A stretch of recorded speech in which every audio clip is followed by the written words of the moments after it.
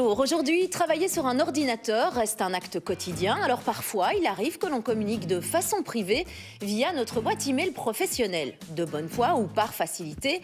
D'où cette question qui ressurgit régulièrement, l'employeur peut-il contrôler ce que nous faisons sur notre PC? Pour en parler ce midi, d'un côté Jean-François Domblé, bonjour. Et puis de l'autre, Férouz Emrani, bonjour. Bonjour. Et vous, cela vous est-il déjà arrivé ou le craignez-vous? Qu'en pensez-vous? Réagissez, soyez pour ou contre. Jean-François, je démarre avec vous. Est-ce que l'employeur peut avoir un contrôle? Est-ce qu'il peut? Ça, c'est une question, mais est-ce qu'il a l'envie? Ça, c'est certain. Est-ce que vous les encouragez, les employeurs de votre Nous, point on a fait un sondage auprès d'employeurs qui relève du syndicat des indépendants et marqué qu'il y a 63% d'employeurs qui ont mis en place des moyens de contrôle de l'accès à Internet, de la messagerie électronique. Donc, il y a véritablement une demande de plus en plus croissante des employeurs pour contrôler l'accès à Internet. C'est une évolution récente. Il y a beaucoup de difficultés qui ont lieu dans les entreprises, donc il y a véritablement une volonté de contrôler ne fût-ce que la messagerie, mais il y a des évolutions aussi vers d'autres formes de contrôle, que ce soit la vidéosurveillance ou d'autres, mais on y reviendra peut-être après. Férouz, de votre côté, vous dites que c'est quand même, ça relève de la vie privée. Exactement. Oui. Donc on a cette exigence de vie privée qu'il faut respecter et qui impose un cadre assez strict et sans doute complexe pour l'employeur qui a peut-être du mal à s'y retrouver dans cette pléthore de règles.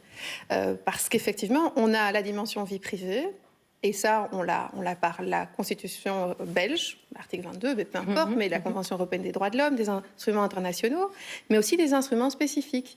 Et plutôt, par exemple, en matière pénale, de savoir est-ce qu'on peut intercepter une communication électronique, parce que c'est de cela dont on parle techniquement, et ça c'est interdit par le Code pénal, et ça en fait une infraction pénale.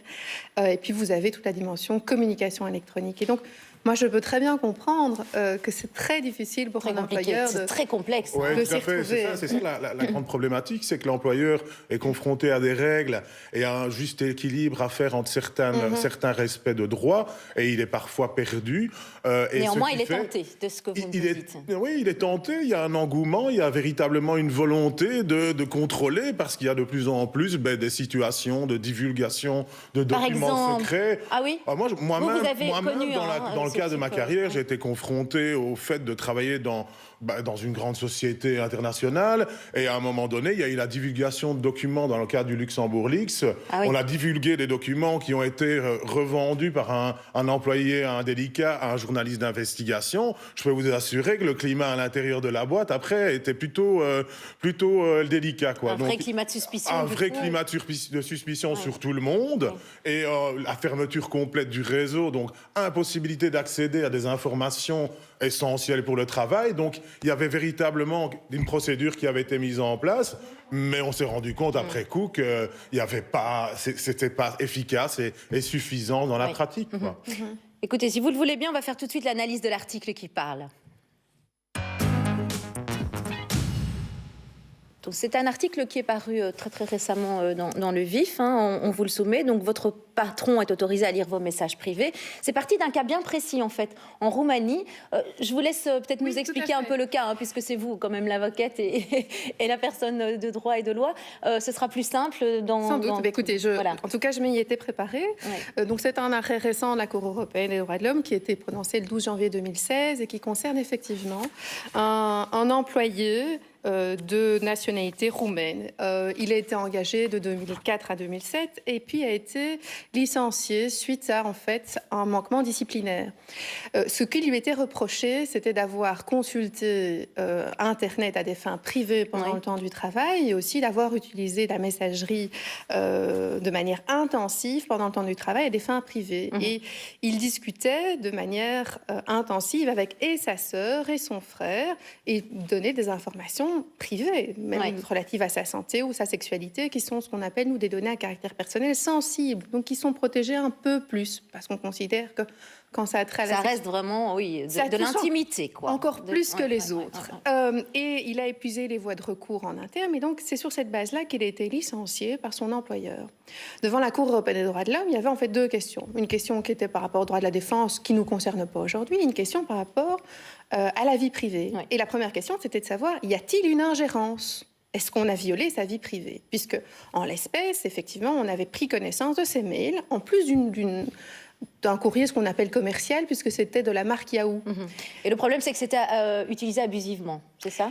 Eh bien, la Cour, en fait, a dit autre chose. Elle a simplement dit, il y a une ingérence, mais est-ce que cette ingérence est légitime dans un État démocratique? Et là, elle a répondu oui, parce qu'elle a examiné de manière précise le cas roumain. Et dans le cas roumain, on disait qu'il y avait eu une convention entre l'employeur et l'employé disant interdiction formelle d'utiliser Internet. Donc, l'employé est censé le savoir. Mais plus que ça, avait signé juste avant, un de ses collègues avait été licencié pour les mêmes motifs.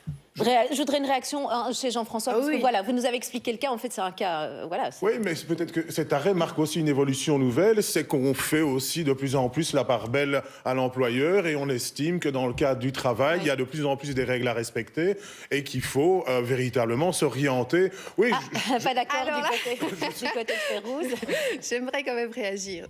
En fait, c'est un arrêt tout en nuances. Donc effectivement, il a dit l'employeur a le droit de vérifier l'usage de ses outils, ne fût-ce que parce qu'il a une obligation de responsabilité. Est-ce si l'employé fait une erreur, fait une faute, fait de la concurrence déloyale, du harcèlement, etc.